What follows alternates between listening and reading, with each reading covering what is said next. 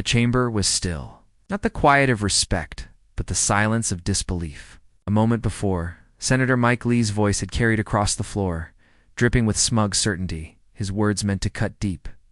To humiliate, to remind Jasmine Crockett that, in his world, she was an interloper. His lips curved into the satisfied smirk of a man who believed he had won before the contest even began. And for a heartbeat it seemed his remark would hang unchallenged in the air. But then, the camera of imagination shifted, past the rows of polished wood, past the cold marble that had seen centuries of conflict. It found her. Jasmine Crockett sat steady, unmoved, her gaze sharp, her posture unflinching. There was no panic in her face, no tremor in her hands. Instead, there was fire, not the reckless kind, but the quiet, smoldering burn of conviction.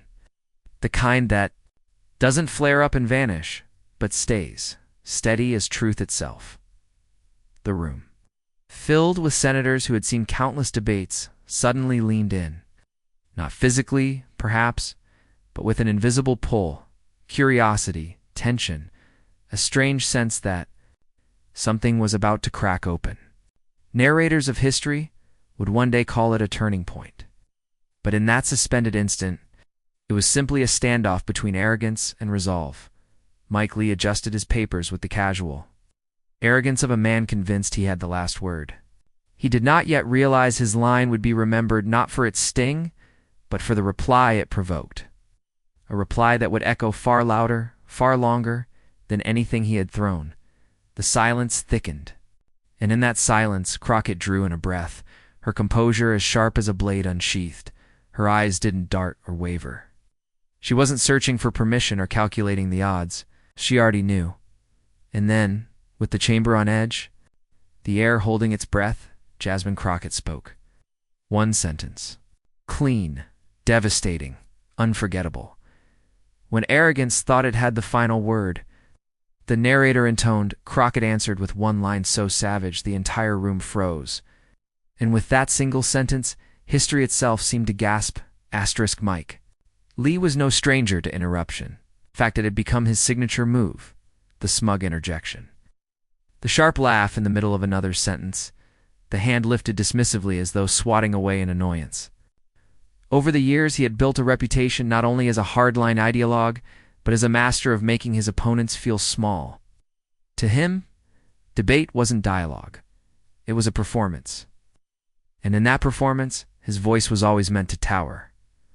Colleagues whispered about his condescension behind closed doors, but in public, few dared to confront it head-on.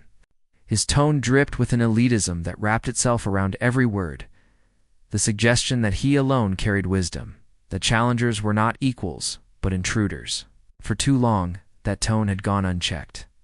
Into this arena stepped Jasmine Crockett, an outsider by every measure the Senate's old guard cherished. She was young, compared to the lifers who sat hunched in their chairs. She was a black woman in a chamber historically defined by white male dominance. She was unapologetic about her working-class roots and unwilling to sand down her edges to fit a mold crafted centuries ago. And because of that, many underestimated her. They saw her presence as temporary, her authority as borrowed, her place in the chamber as conditional. In their eyes, she was a guest at their table, one misstep away from being dismissed. And that was precisely why Mike Lee felt comfortable laughing, why he felt entitled to that smug jab. His arrogance was not just about policy, it was about belonging. Who deserved to sit in those seats? Who was allowed to speak and be heard? Who got to be taken seriously? But this clash was not only about Lee's insult. It was about something much larger, something woven into the DNA of the institution itself. Respect, belonging, truth in the halls of power. Crockett wasn't just defending herself. She was standing in the gap for every voice ever dismissed, every truth ever waved aside as unworthy of the Senate floor. The chamber could feel it, even if they couldn't yet name it. Something was shifting. The rhythm of power, so long dictated by men like Lee, was about to falter. His laugh, his smug performance, they had always landed before. But this time, his certainty had walked straight into a storm he didn't see. Coming Crockett's silence in that moment wasn't hesitation, it was preparation. Her stillness wasn't a weakness. It was a power gathering, waiting for the exact second to strike. And when it came, it would not be another line tossed into the fray. It would be a rebuke, sharp and unflinching, aimed not only at Lee, but at the culture of arrogance he represented. The senators leaning back in their chairs didn't know it yet. The aides clutching their folders didn't realize. Even Lee himself, shuffling his papers with that careless smirk, had no clue. The history was about to pivot, because what Jasmine Crockett unleashed in that chamber wasn't just a reply. It was a rebuke that would echo far beyond those walls. Mike Lee had cultivated a reputation that followed him like a shadow, pompous, entitled, and deeply self-satisfied. In the Senate, where egos often competed with the marble columns for grandeur, Lee stood out not just for his ideology, but for the way he wore it dismissing opponents, savoring the moment when he could cut someone off mid-sentence, tilt his head back, and unleash a smirk that carried the weight of a lecture disguised as debate. To him, belittling wasn't a byproduct of discourse, it was the point. Observers had come to know the rhythm well. He would listen just long, enough to feign engagement, then pounce with a correction delivered in his clipped professorial tone. He fancied himself the Senate's intellectual gatekeeper, a self-anointed professor of smugness, as some aides whispered. His interruptions were rarely about clarifying the truth. They were about re-establishing hierarchy, reminding everyone else that he saw himself at the top, but there was nothing new about men like Mike Lee. History was littered with them. The Senate, since its earliest days, had been a stage where powerful men dismissed, laughed off, or outright mocked the voices they underestimated.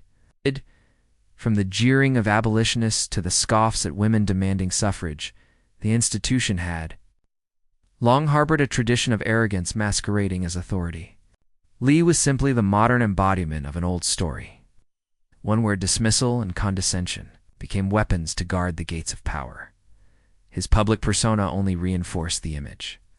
On television, he was the ever-lecturing senator, leaning forward with a finger raised, warning of doom if his vision wasn't heeded. He could turn a 5-minute question into a sermon, weaving legalese with moral grandstanding until his opponent wilted under the sheer weight of his words. For his supporters, this was brilliant. For his detractors, it was smugness distilled into pure form, and Lee reveled in it. He believed his mastery of language, his arsenal of citations, his endless ability to dominate the clock would always be enough. If an opponent dared to challenge him, he would simply out-talk them, outsmirk them, drown them in the confidence of a man who had never truly been forced to yield. Words for Mike Lee were not just tools, they were weapons. And he believed no one in that chamber could disarm him. But the irony was as sharp as it was inevitable. The very arrogance he wielded so often was also the crack in his armor. All his cleverness, he mistook condescension for invincibility. He believed dominance was permanent, that laughter could erase legitimacy, that smugness could silence truth. What Lee never accounted for was the moment when someone would refuse to bend, when his dismissive tone would no longer intimidate, but instead expose him. He didn't consider what would happen when his entitled performance ran up against lived truth, when someone would meet his smirk, not with fear, but with calm conviction. That night in the chamber, his performance followed the same script he had relied on for years: the cutting remark, the smug laugh. The air of superiority filled the silence afterward, as though daring anyone to challenge him.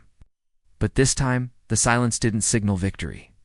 It was the stillness before the strike, because Mike Lee's entire persona rested on the belief that he could always talk his way to dominance. Yet for the first time, his words would not define the moment. His smirk would not carry the day. His arrogance, rather than securing his authority, would set the stage for his undoing, because the very arrogance he wielded would become the stage for his undoing. Jasmine Crockett's story didn't begin in marble halls or with the privileges of dynasty. It began in Texas, in neighborhoods where grit wasn't a choice, but a way of life. Hers was a childhood shaped not by abundance, but by resilience. The Crockett household understood hard work, sacrifice, and the unshakable dignity of survival. While some children grew up with the world handed to them, Jasmine grew up watching her parents wrestle it into submission, every paycheck stretched. Every sacrifice made to keep the lights on and hope alive. From her earliest days, she understood that justice wasn't some lofty abstraction. It was the difference between a family keeping their home or losing it. It was whether a worker injured on the job got their due or was cast aside. Justice was tangible, urgent, and too often withheld. And in those moments, Jasmine saw a fire take root in herself, the determination to confront the unfairness she watched again and again. Her family's influence ran deep. Around the dinner table, the stories weren't about wealth or power, they were about survival. They were about dignity carved out against the odds, about relatives who endured prejudice but stood tall, about neighbors who looked out for one another when no one else would. And in those stories lived a lesson Jasmine carried with her. Truth matters most when it's inconvenient. You speak it when it costs you. You hold on to it when the world tries to laugh it away. By the time she was old enough to step into her own calling, Jasmine's path was clear. The law wasn't just a career choice. It was a weapon she intended to wield on behalf of the voiceless. She threw herself into legal advocacy, representing those who couldn't afford power's expensive defenses. In courtrooms and communities, she stood firm against landlords who preyed on tenants, employers who exploited workers, and systems designed to grind down the very people who built the country. And she didn't bow.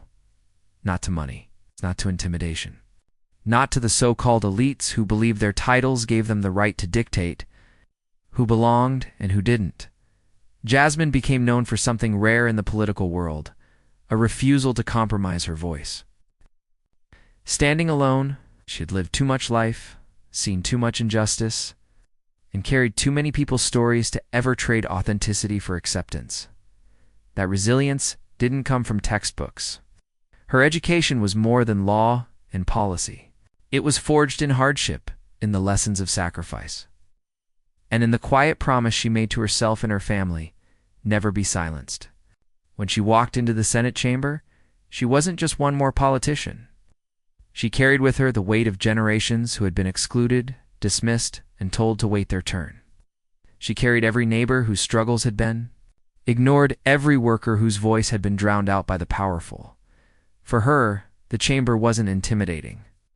It was just another room where dignity had to demand its place. And though she was often framed as an outsider, the one who didn't fit into the polished ranks of the Senate's self-proclaimed guardians, that outsider status was precisely her strength. Where others bent to decorum, Jasmine carried reality. Where others performed, she told the truth.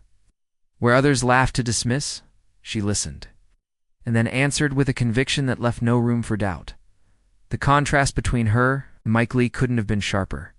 He represented entitlement, a man who had always believed in his right to dominate with words. She represented perseverance, a woman who had carved her way into halls that weren't built for her, carrying the voices of people who rarely had a seat at the table. The contrast wasn't just political, it was generational, cultural, human, and while Lee leaned on the habits of power, the interruptions, the smug tone, the dismissals, Jasmine leaned on something unshakable. Her authority came not from arrogance, but from authenticity. Her power came not from pedigree, but from persistence. Her confidence wasn't rehearsed, it was lived. Those who underestimated her saw only the surface. A young woman, a freshman, voice, an outsider. What they didn't see was the weight of her journey, the iron in her resolve, and the promise she had made long before she ever stepped foot in that chamber. She would not be silenced. She would not be dismissed. And she would not let laughter drown out the truth. Her education wasn't just law and policy. It was life, hardship, and a promise never to be silenced. And tonight, that promise would become a weapon. The chamber was thick with unease, though Mike Lee didn't seem to notice. He leaned back in his chair, then forward again, the smug rhythm of someone who believed the moment belonged entirely to him. His words weren't measured. They were sharp-edged, flung across the aisle with the certainty of a man convinced no one could strike back. He mocked, interrupted. He waved his hand like a teacher dismissing a child, punctuating every barb with that same practiced sneer. Each time Crockett began to answer, he cut her off with another self-satisfied quip, a grin spreading across his face, as if to say, "See? This is my arena." For a while, the chamber played along. The usual murmurs rippled through the Senate floor, some laughing lightly at Lee's arrogance, others exchanging uncomfortable glances. A few shook their heads, but none dared interrupt. That was Mike Lee's specialty, turning a debate into a performance, a monologue disguised as dialogue. He relished the sound of his own voice, the cadence of authority unchallenged, but while Lee thrived on noise, Crockett drew her strength from silence. She didn't rise to every bait. She didn't snap back with anger. Instead, she sat still. Her eyes locked on him, her composure unbroken. She let his words crash and scatter as if they were waves breaking against rock, and that silence began to shift the room. What Lee thought was dominance began to sound like desperation. The more he mocked, the more it seemed he was performing for himself. The more he interrupted, the clearer it became that he feared her words before they were even spoken. The senators noticed. Staffers noticed. Even the gallery noticed. Murmurs gave way to a different kind of hush, not out of respect for Lee's authority, but anticipation for what was being withheld. Crockett wasn't simply waiting. She was letting the room feel the weight of his arrogance. Each dismissive wave of his hand only deepened the tension, stretching the silence between them until the chamber itself seemed to lean forward. It was no longer his performance. It was her stage reclaimed through restraint, and then came the moment. Lee flushed with the confidence of his own tirade, threw one final insult into the air, his voice rising just enough to echo. He smirked, convinced he had shut her down completely. But Crockett didn't flinch. She didn't waver. She drew a single breath, lifted her head, and let the silence hang, just long enough to make everyone lean in. The chamber froze, because everyone knew the fire she had been holding back was about to ignite. And then, one sharp line, she shattered his entire performance. The chamber seemed to hold its breath. The silence that had settled was no accident. It was crafted, it was sharpened, wielded like a blade in Jasmine Crockett's hands. She sat still, her face calm, eyes steady, as though the storm of Lee's arrogance hadn't even touched her. At last she leaned forward, just enough to let the world know the moment had arrived. Her voice was not loud, but it carried, steady and unshakable. "Mike, the volume of your arrogance doesn't make your words true. It only makes your silence overdue." The words struck the air like a thunderclap. For a beat, the room froze. Then came the reaction. Rolling across the chamber in waves, gasps, murmurs, heads turning sharply as if to confirm what they'd just heard. Staffers shifting in their seats, some suppressing the flicker of a smile. Senators exchanging glances, some startled, others quietly nodding, as though history had just been written in a single sentence. Lee, the man so used to controlling the tempo, suddenly faltered. His mouth opened, then closed.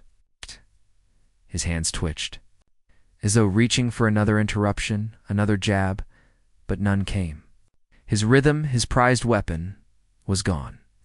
The arrogance that moments ago filled the chamber now hung heavy. Deflated by Crockett's precision, narration cut through the charged silence. When arrogance believes it owns the room, it forgets that. Truth needs only one moment to reclaim it. Lee tried to gather himself, forcing out half a chuckle, the sound thin and unconvincing. He glanced around as though searching for backup, for an ally to nod along, but the chamber had shifted. It was no longer the professor delivering a lecture. It was the student caught unprepared, stripped of authority by a single sentence. Crockett didn't press, didn't gloat, didn't even raise her voice. She simply sat back, letting the weight of her words linger. That was the brilliance of it. She didn't have to continue. She had already won. The murmurs grew. Some in the gallery whispered. Some senators leaned toward each other, but all were united in one truth. Mike Lee had been shut down, not with fury, but with grace sharpened into steel. And it wasn't just about him. At that moment, Crockett wasn't only speaking to Lee. She was speaking for every outsider ever dismissed in those marble halls. She was reclaiming space not as a guest, but as someone who belonged, someone who would not be silenced. No matter how loudly arrogance shouted, Lee's face flushed. He stumbled over a word, tried to pivot into a counter, but the energy had already slipped through his fingers. His performance, once smug and commanding, now looked hollow. The chamber wasn't leaning toward him anymore. It was leaning toward her. And that shift mattered. In a place where perception is power, the underdog had flipped the script. Crockett underestimated, mocked, dismissed, had turned the tables in a single line. The kind of line that wouldn't just echo through the chamber, would ripple far beyond its walls. Narrator, history is not written by the loudest voice, but by the one that cannot be ignored. The imagery was stark, Lee shrinking into his seat. Crockett's composure towering over him without effort. He had entered the clash believing volume could drown her out. She had answered by proving truth could silence him, and the chamber knew it. That was why nods spread quietly, why smiles were stifled, why gasps gave way to murmurs of approval. Crockett had done what few dared. She had punctured the performance, unmasked the arrogance, and left her opponent stripped of his armor. Lee tried once more, a hurried retort tumbling from his lips, but it landed flat. No authority, no command, only the sound of a man trying to regain footing on ground that had already vanished. The contrast was undeniable. He had been the one. Mocking, interrupting, laughing at another's silence, but it was a silence. It's awkward, heavy, unplanned, that defined him. Crockett had made it so. But this moment was bigger than a debate, bigger than one line or one man rattled. It was about belonging. Crockett had walked into that chamber as the outsider, the one underestimated, the one mocked by the gatekeepers of Senate elitism. And with a single line, she turned her identity from a liability into her weapon. She didn't just answer Lee, she answered every unspoken question about whether she belonged there. The answer was undeniable. She belonged more than his arrogance ever would. The narrator's voice settled, slow and deliberate. Some victories are won by shouting down an opponent. Others are won by waiting, by holding, by choosing the moment when silence becomes power, and then by striking with truth so sharp it leaves no space for reply. And that is exactly what Jasmine Crockett had done. The murmurs died down, leaving the room balanced on the edge of something rare, silence born not of dismissal, but of awe. Lee stared, rattled, his confidence cracked. For once, the professor of smugness had nothing to teach, no lecture to give, no interruption to make, because the line had landed, and its echo was louder than anything he could muster. And for the first time in years, Mike Lee had no comeback. The chamber's silence didn't stay contained within those marble walls. Within minutes, the outside world had seized it, magnified it, and transformed it into something larger than anyone inside could have predicted. Phones buzzed, feeds refreshed, and suddenly the moment belonged to everyone. Hashtags lit up across platforms, spreading like wildfire. Hashtag Crockett Savage. Hashtag Lee Shutdown. Hashtag Mic Drop Moment. What had been a single sentence in the Senate became a chorus. Across America. The clip was clipped, shared, remixed, and replayed thousands of times within the first hour. By nightfall, millions had seen it. The memes came fast and merciless. On one side of the image, Mike Lee's stunned, frozen face, mouth half open, as though searching for a retort. On the other, Jasmine Crockett, compose.com, her words practically written across the image in bold. The volume of your arrogance doesn't make your words true. It was a pairing that needed no explanation the internet had crowned. It's Victor. Commentators jumped in, voices spanning the spectrum. Some leaned into the theatrics. This is the Senate mic drop of the year. Others framed it in larger terms. Crockett didn't just shut down, Lee redefined who belongs in these halls. Political podcasts dissected the line with glee.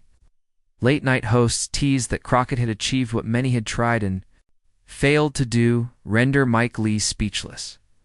But it wasn't just pundits who amplified the moment. It was people, progressives, activists, immigrants, veterans, everyday citizens. They posted, they cheered, they celebrated the clarity of a line that spoke not only to a man's arrogance, but to a culture that too often rewards it.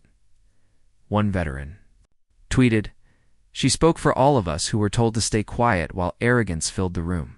Another user wrote simply, "Finally, someone said it."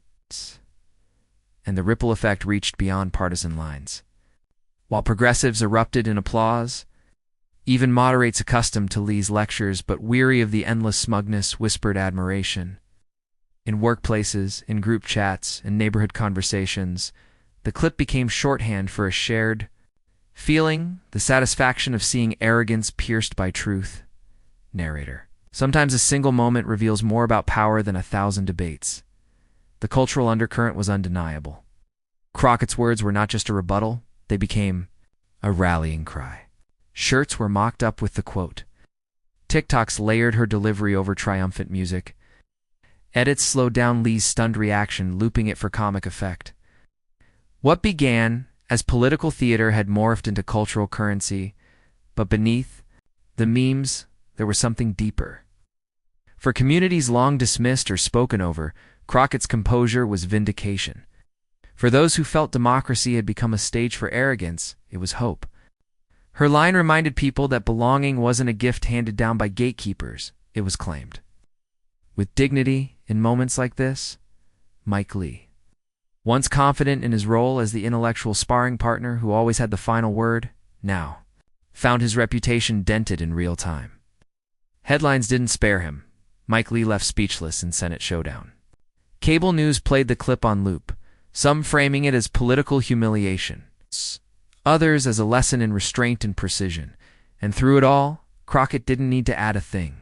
She had already said enough. Her silence after the line became part of its power. It's the restraint, the refusal to pile on. Made it clear she had nothing more to prove. It was the kind of moment that grows beyond politics. A mic drop. Yes, but more than that. A reckoning. A reminder that arrogance, no matter how polished or rehearsed, can collapse under the weight of truth delivered with conviction. Because this wasn't just a savage clapback. It was a cultural reckoning. Narrator. In the end, what played out that night in the Senate chamber wasn't simply an exchange of words. It was a reminder etched in real time that true power doesn't come from volume, ridicule, or smugness. It comes from something far quieter, far stronger. Dignity. Mike Lee had walked into that chamber believing that his condescension was unshakable, that his polished tone and professorial air were enough to keep challengers beneath him. But Crockett revealed the flaw in that armor. When arrogance meets composure, arrogance always cracks. When smugness collides with authenticity, smugness always falters. This moment wasn't about two senators sparring. It was about something deeper. Who belongs in America's most powerful rooms, and on whose terms? For too long, those halls have echoed with the voices of the privileged, the polished, the already powerful. But Crockett's words tore at that myth, reminded the country that the Senate, this chamber draped in history and ceremony, does not belong to the few. It belongs to every American voice, especially those who were once told they did not belong at all. Narrator, the lesson was universal. You don't dismiss dignity. You don't laugh at truth. Because sooner or later, truth will answer backhand. It will echo louder than arrogance. For progressives, it was validation that lived experience matters more than empty rhetoric. For moderates, it was a reminder that decency isn't partisan, it's American. And for anyone who had ever been underestimated, spoken over, or mocked into silence, it was proof that silence can be broken. And when it breaks, it changes everything. There's a reason Crockett's line spread so quickly beyond politics. It resonated not because it was clever, but because it was true.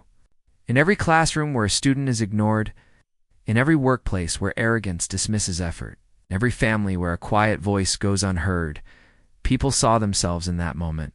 They saw what it looks like when dignity stands its ground. And that is why the Senate, that night, became more than a chamber. It became a mirror, a reflection of a country grappling with its own arrogance and its own truths. It asked every viewer, every citizen, a simple question. Which voice do you honor? The one that shouts, or the one that resonates? Narrator. And once again, the chamber proved arrogance shouts, but truth resonates. Narrator. And so the story comes full circle.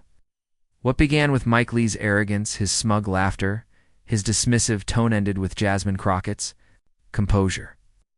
One savage line was all it took to turn the entire chamber upside down, and to remind the nation that truth, when spoken with conviction, can silence even the loudest voice.